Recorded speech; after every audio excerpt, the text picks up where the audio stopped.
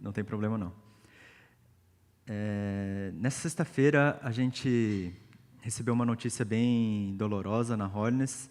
Para quem não conhece, o pastor Kay, ele faleceu. Ele foi um pastor da Holiness bem referência para todos nós, não só dentro da nossa denominação, mas fora também ele era bem conhecido.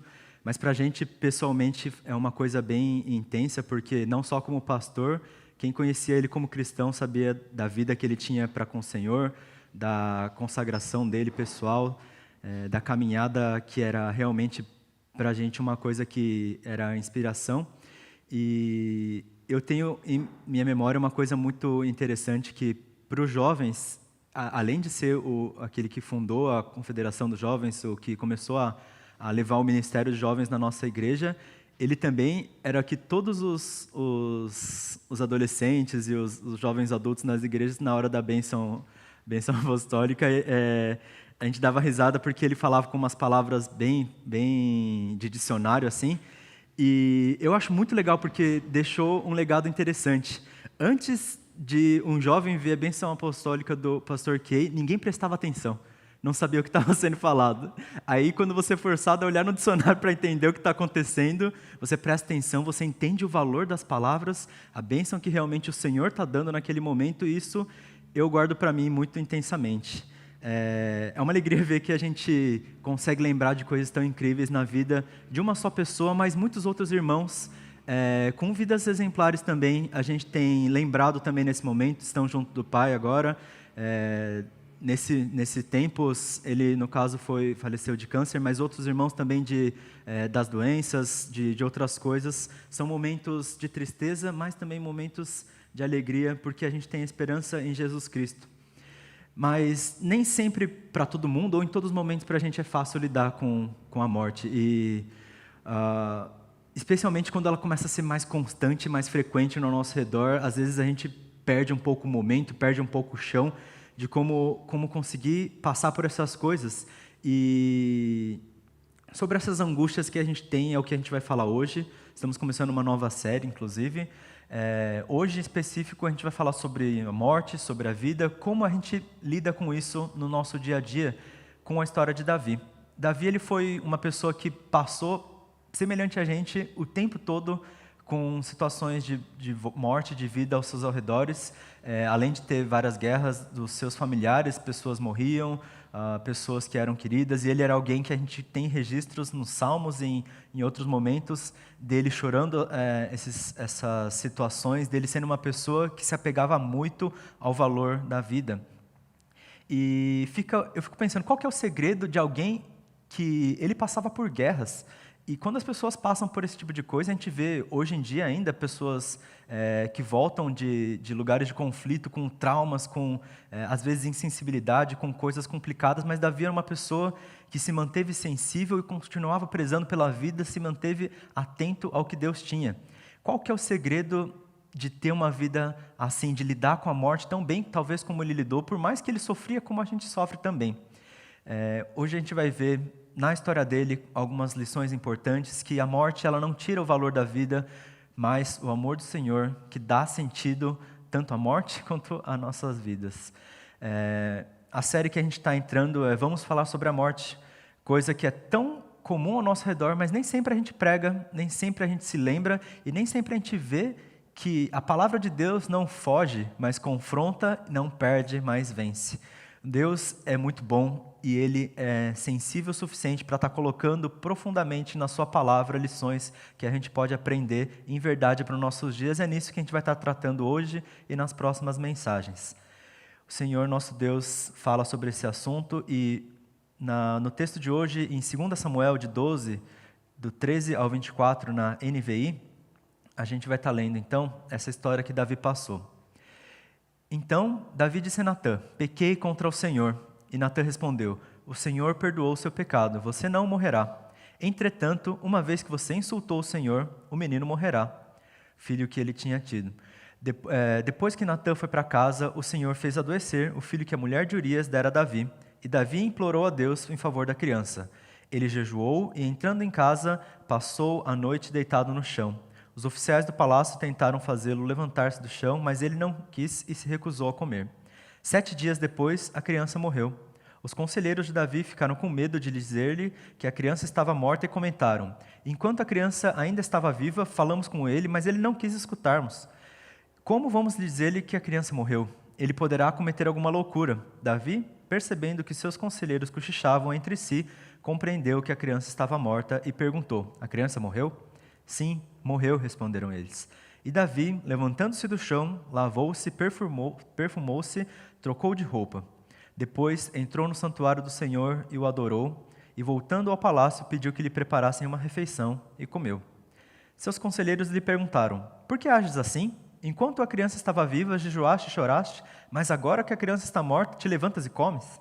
Ele respondeu: enquanto a criança estava viva, jejuei e chorei. Eu pensava: quem sabe? Talvez o Senhor tenha misericórdia de mim e deixe a criança viver. Mas agora que ela morreu, por que eu deveria jejuar?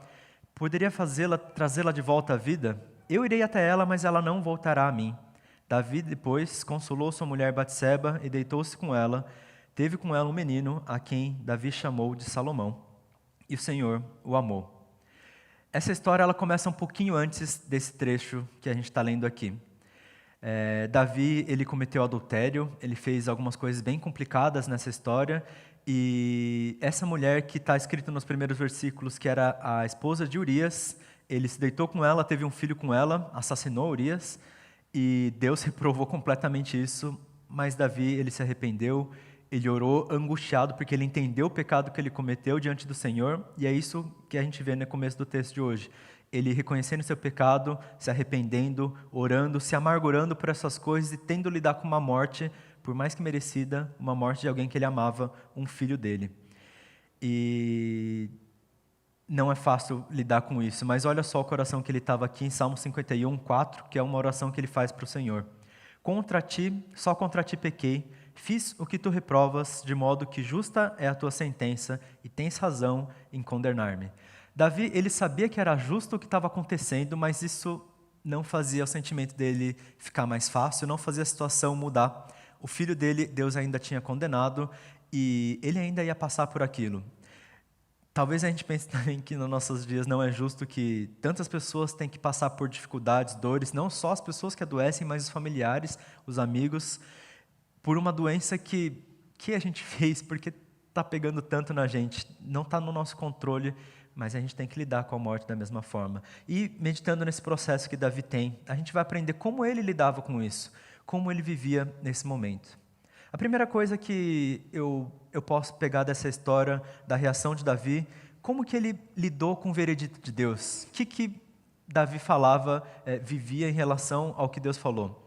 No começo do texto, nos versículos 16 e 17, está escrito: Davi implorou a Deus em favor da criança. Ele jejuou e, entrando em casa, passou a noite deitado no chão. Os oficiais do palácio tentaram fazê-lo levantar-se do chão, mas ele não quis e recusou-se a comer. O primeiro momento que a gente passa é a dor, é a angústia, e às vezes a gente perde até a nossa aparência boa em relação a essas coisas, está angustiado, cai no chão, sofre por causa disso. E o texto bíblico não condena Davi, porque ele se angustiava por uma criança que teoricamente era justo morrer, porque Deus tinha falado. Não condena Davi porque ele tentou orar por uma criança que estava destinada a morrer. O texto bíblico simplesmente narra que essas coisas aconteceram com uma boa postura dele, inclusive. Quando alguém adoece, a gente às vezes não consegue pensar em outras coisas senão: nossa, qual vai ser a minha última conversa com essa pessoa? Que foi a última coisa que passou? Será que eu tenho algum arrependimento? Será que eu fiz alguma coisa ruim com ela? Será que as pessoas que estão doentes, eu passei tempo suficiente, eu aproveitei? Para o Davi, ele não tinha aproveitado nada, né? O filho dele tinha acabado de morrer, tinha acabado de nascer e logo morreria. As nossas lágrimas, elas são legítimas, e por mais que a gente perca todas as nossas coisas, nosso chão ao nosso redor, a gente pode manter o nosso coração no lugar certo e orar. Orar por alguém que a gente não sabe o que vai acontecer no final. No caso, Davi sabia que morreria. Para a gente não importa o que vai acontecer, se o diagnóstico médico é A ou se é B. É importante a gente orar. A primeira coisa que Davi faz nesse momento é jejuar e orar em favor de seu filho, não porque o filho dele, ele sabia que Deus era Deus, mas não porque ele achava que a oração dele tinha mais poder do que a vontade de Deus, ou porque alguma coisa poderia ser diferente por causa da sua oração, mas porque ele conhecia o caráter do Senhor. Ele diz, na continuação do texto, quem sabe, talvez o Senhor tenha misericórdia de mim e deixe a criança viver, no versículo 22. Ele tinha essa esperança, por mais que Deus tinha falado, e não é insensatez da parte dele.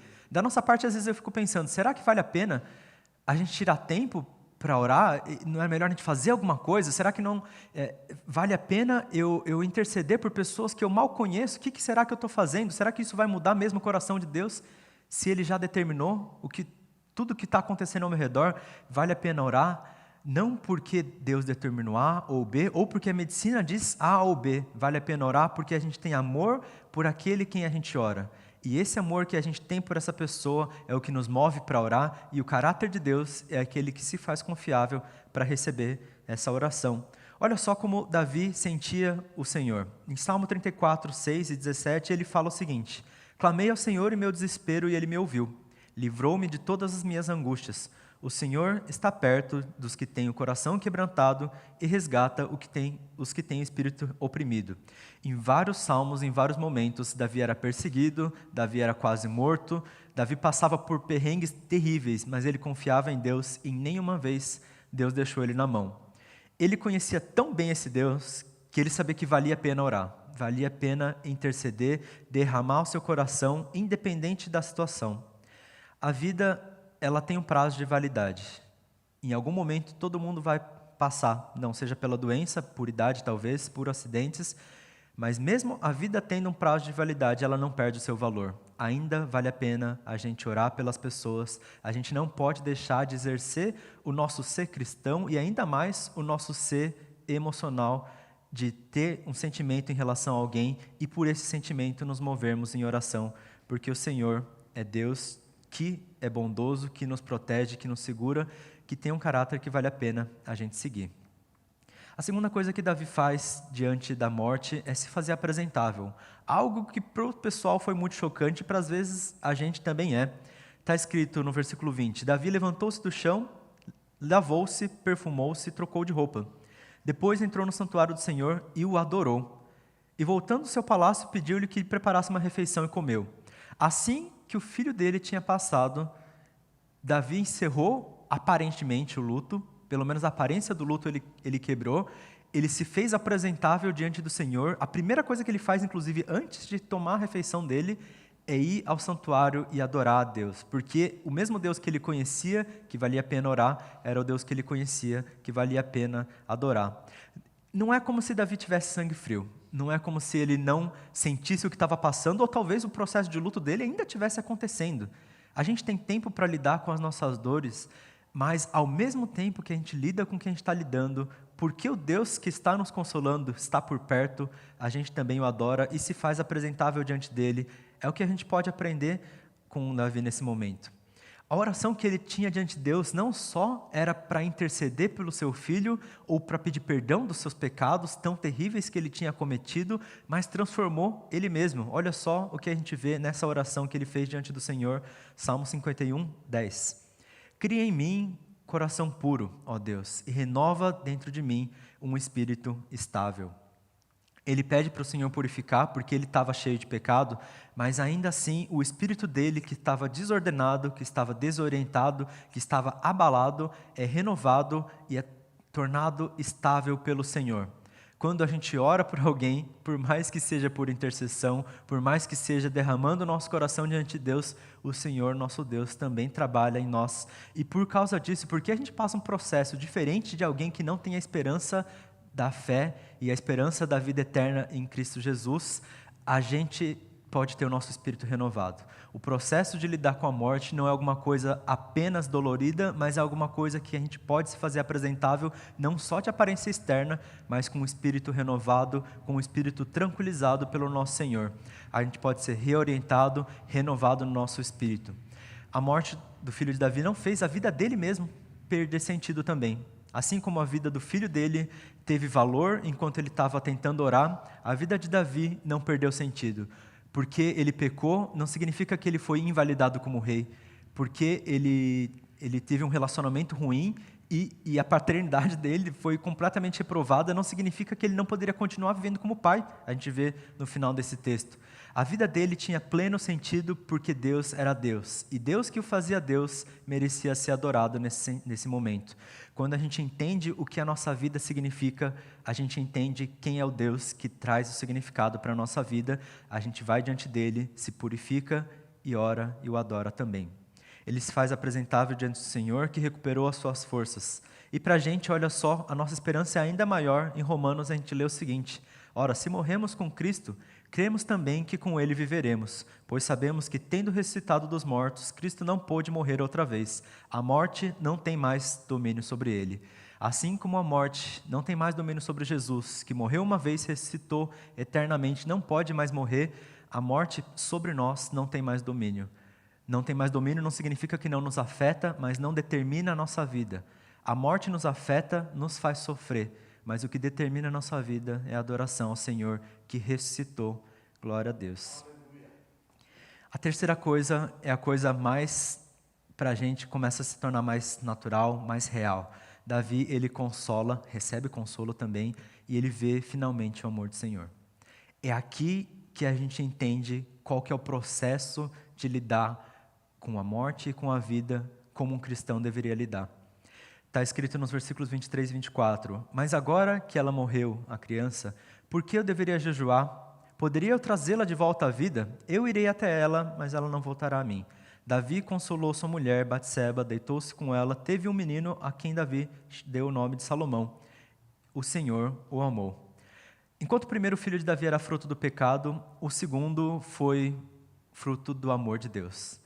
Davi, ele tinha se purificado, ele tinha se reorientado, e ele primeiro consolou a sua mulher. Ele errou muito com ela. Ela era mulher de outra pessoa, ele matou o marido dela, ele tomou ela não teve escolha.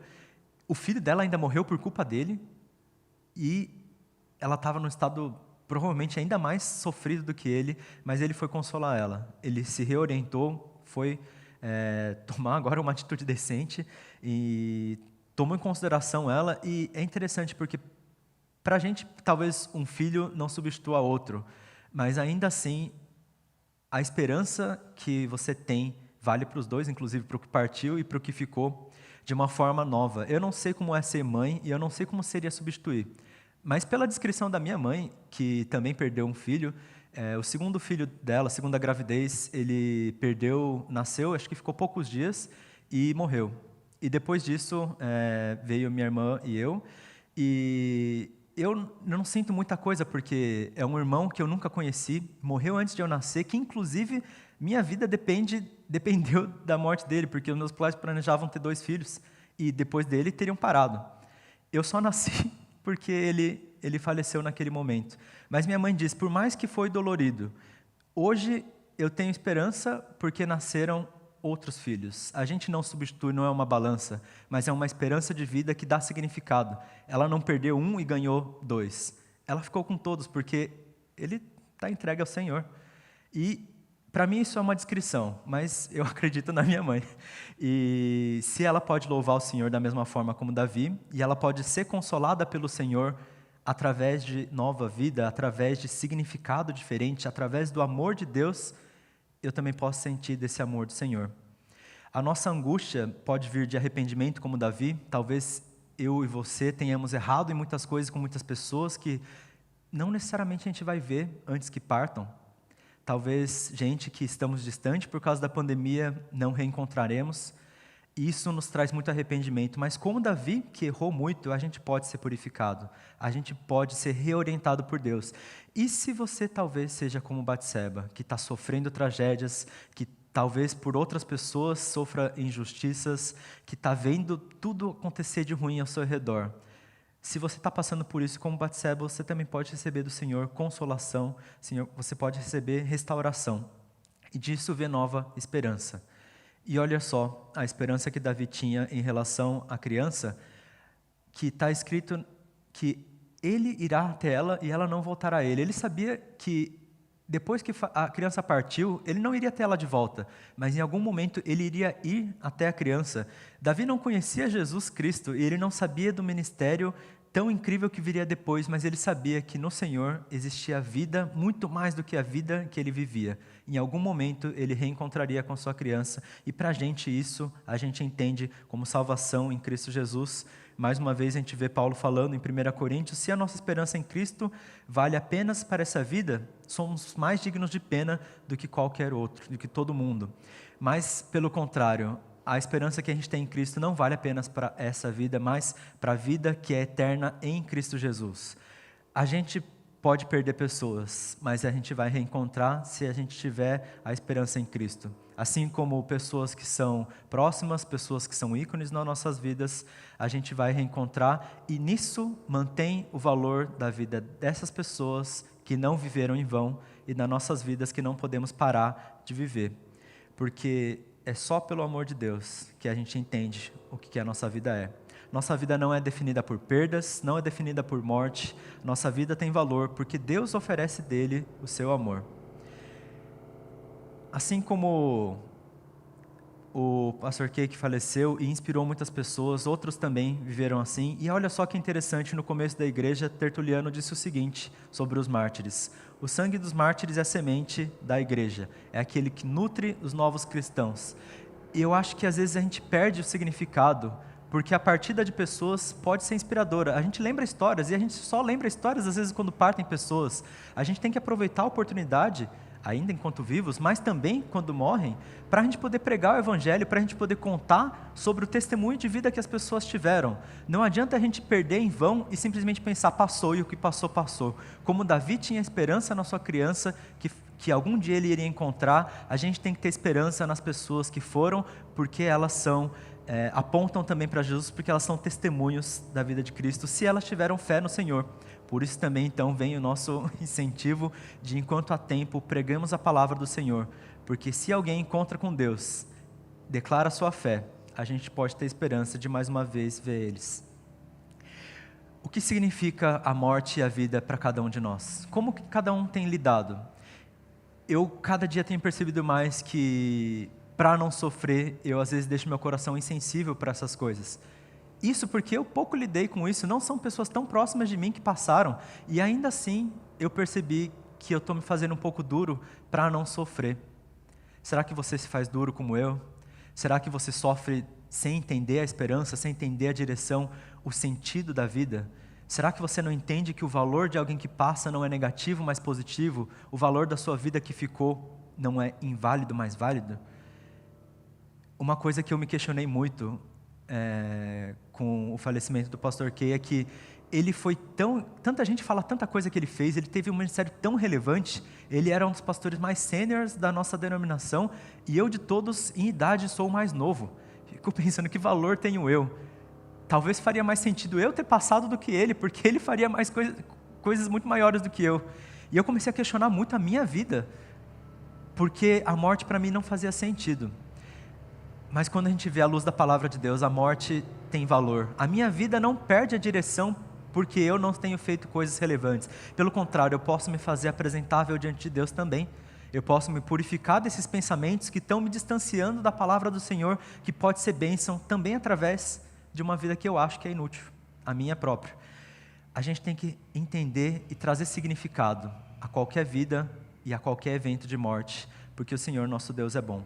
Se você ainda não crê, se a morte tem te perseguido, talvez alguém aqui esteja assistindo e ainda não vive uma vida com o Senhor, não tem paz, porque essas coisas são desesperadoras, eu posso te dizer com garantia, que no Senhor, Ele dá significado para os que foram, para os que ficam, porque existe vida eterna. Se você crê, eu vou incentivar, vamos interceder pelos vivos, vamos orar porque vale a pena, independente de resultados, vamos apresentar a nossa vida em adoração, vamos ser restaurados pelo nosso Deus, vamos consolar uns aos outros e sermos tingidos pelo amor do Senhor. Vamos orar? Senhor Jesus, só o Senhor é nosso Deus, só o Senhor entende as nossas dores e os nossos significados. A gente não sabe distinguir direita de esquerda, mas a gente sabe que o Senhor é nosso Deus e o Senhor vale a pena a gente orar, colocar os nossos corações, seja porque a gente quer pedir por pessoas, seja porque a gente quer também te louvar. Por favor, nos faz puros, nos faz apresentáveis diante do Senhor, para que a gente possa uns aos outros consolar, para que a gente possa uns aos outros estender do seu amor e entender que toda a vida tem valor, não porque elas são importantes, mas porque o Senhor faz delas verdadeiras e a gente pode uns aos outros sentir também desse amor do Senhor, meu Pai. Por favor, dá significado em nossos dias para que a gente possa falar e para que a gente possa viver, para que a gente possa orar, para que a gente possa entender, meu Pai. Seja conosco, por favor, para que a gente continue vivendo uma vida com significado diante do Senhor.